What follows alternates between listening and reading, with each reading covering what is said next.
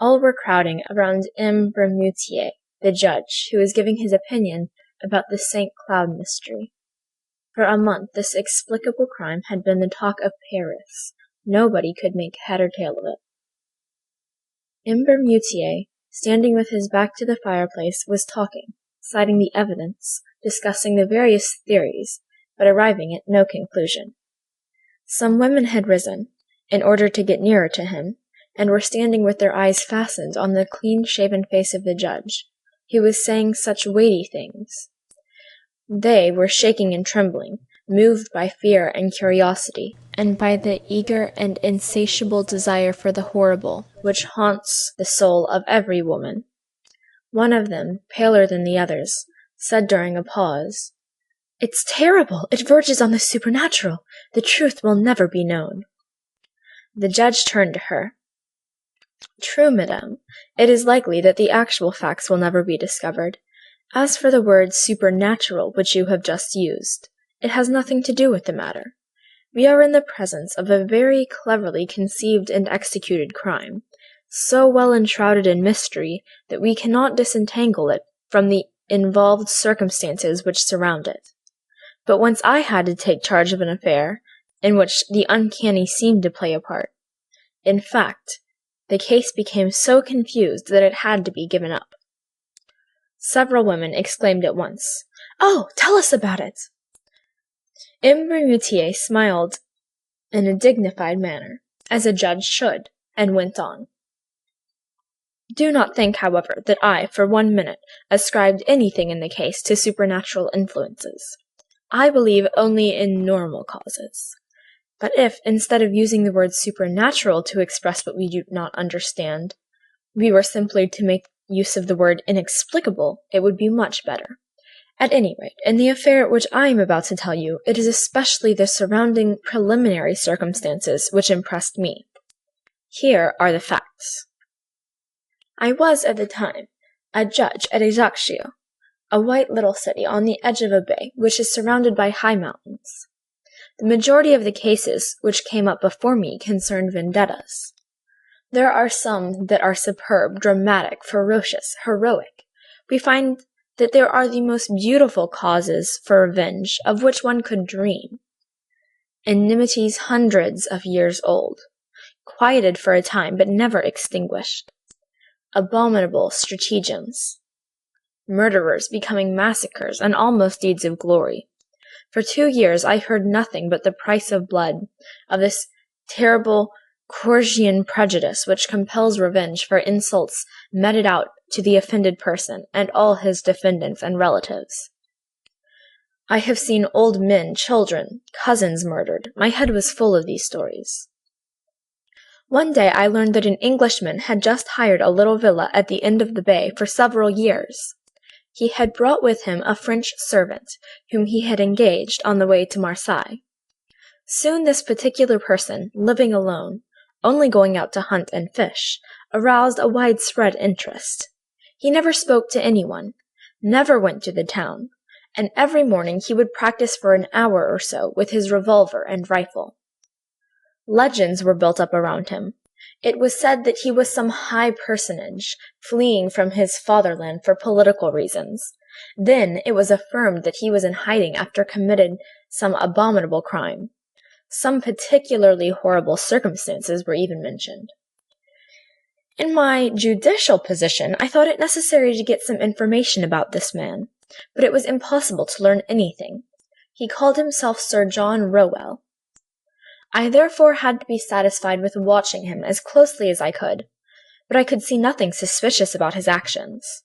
However, as the rumors about him were growing and becoming more widespread, I decided to see this stranger myself, and I began to hunt regularly in the neighborhood of his grounds. For a long time I watched without finding an opportunity. At last it came to me in the shape of a partridge, which I shot and killed right in front of the Englishman. My dog fetched it for me, but taking the bird, I went at once to Sir John Rowell, and begging his pardon, asked him to accept it. He was a big man, with red hair and a beard, very tall, very broad, a kind of calm and polite Hercules. He had nothing of the so-called British stiffness. and in a broad English accent, he thanked me warmly for my attention. At the end of the month, we had had 5 or 6 conversations. One night, at last, as I was passing his door, I saw him in the garden, seating astride a chair, smoking his pipe. I bowed, and he invited me to come and have a glass of beer.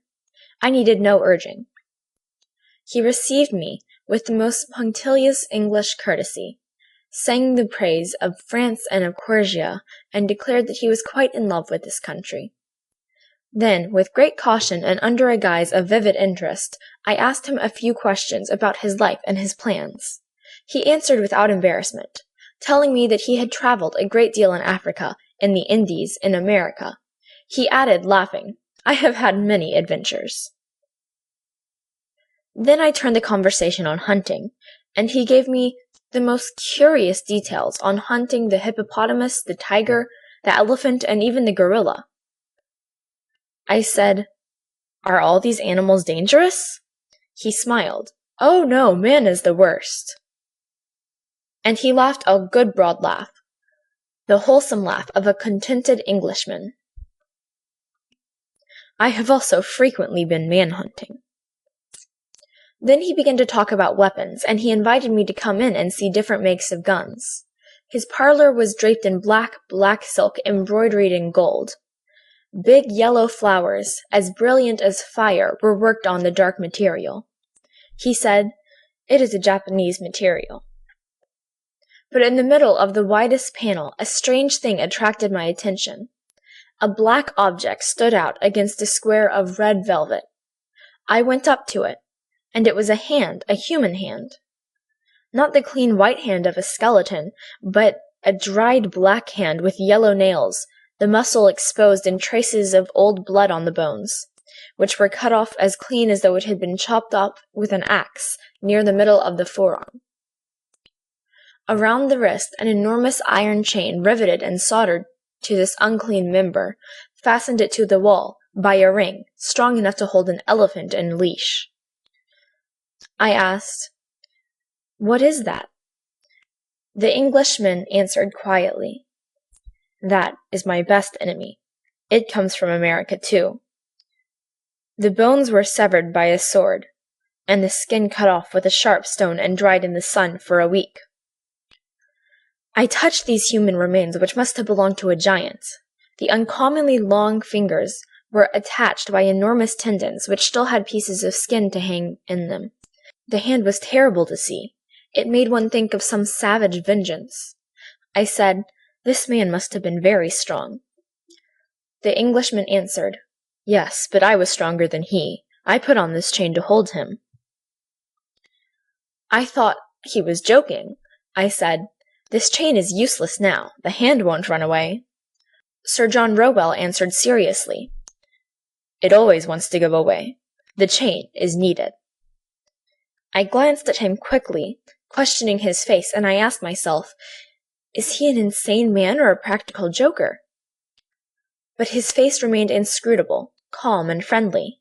I turned to other subjects and admired his rifles. However, I noticed that he kept 3 loaded revolvers in the room, as though constantly in fear of some attack. I paid him several calls. Then I did not go any more. People had become used to his presence. Everyone had lost interest in him. A whole year rolled by. One morning toward the end of November, my servant awoke and announced that Sir John Rowell had been murdered during the night. Half an hour later I entered the Englishman's house, together with the police commissioner and the captain of the gendarmes. The servant, bewildered and in despair, was crying before the door. I suspected this man, but he was innocent. The guilty party could never be found. On entering Sir John's parlour, I noticed the body, stretched out on its back, in the middle of the room. His vest was torn, the sleeve of his jacket had been pulled off. Everything pointed to a violent struggle. The Englishman had been strangled. His face was black, swollen, and frightful, and seemed to express a terrible fear. He held something between his teeth, and his neck, pierced by 5 or 6 holes, which looked as though they had been made by some iron instrument, was covered with blood. A physician joined us. He examined the finger marks on the neck for a long time, and then made this strange announcement. "It looks as though he has been strangled by a skeleton." A cold chill seemed to run down my back, and I looked over to where I had formerly seen the terrible hand. It was no longer there. The chain was hanging down, broken. I bent over the dead man, and in his contracted mouth I found one of the fingers of this vanished hand, cut, or rather sawed off by the teeth down to the second knuckle. Then the investigation began. Nothing could be discovered. No door, window, or piece of the furniture had been forced. The two watchdogs had not been aroused from their sleep. Here, in a few words, is the testimony of the servant. For a month, his master had seemed excited. He had received many letters which he would immediately burn. Often, in a fit of passion which approached madness, he had taken a switch and struck wildly at this dry hand riveted to the wall, which had disappeared no one knows how at the very hour of the crime. He would go to bed very late and carefully lock himself in. He always kept weapons within reach. Often at night he would talk loudly, as though he were quarreling with someone. That night somehow he had made no noise, and it was only on going to open the windows that the servant had found Sir John murdered. He suspected no one. I communicated what I knew of the dead man to the judges and public officials. Throughout the whole island a minute investigation was carried on. Nothing could be found out. One night, about 3 months after the crime, I had a terrible nightmare. I seemed to see the horrible hand running over my curtains and walls like an immense scorpion or spider. 3 times I awoke. 3 times I went to sleep again. 3 times I saw the hideous object galloping around my room and moving its fingers like legs. The following day the hand was brought to me, found in the cemetery, on a grave of Sir John Rowell, who was buried there because we had been unable to find his family. The first finger was missing. Ladies, there is my story. I know nothing more. The women, deeply stirred, were pale and trembling. One of them exclaimed, "But that is neither a climax nor an explanation. We will be unable to sleep unless you give us your opinion of what has occurred." The judge smiled severely. "Oh, ladies, I shall certainly spoil your terrible dreams. I simply believe that the legitimate owner of the hand was not dead, and that he came to get it with his remaining one, but I don't know how. It was a kind of vendetta." One of the women murmured, "No, it can't be that." And the judge, still smiling, said, "Didn't I tell you that my explanation would not satisfy you?" End of The Hand.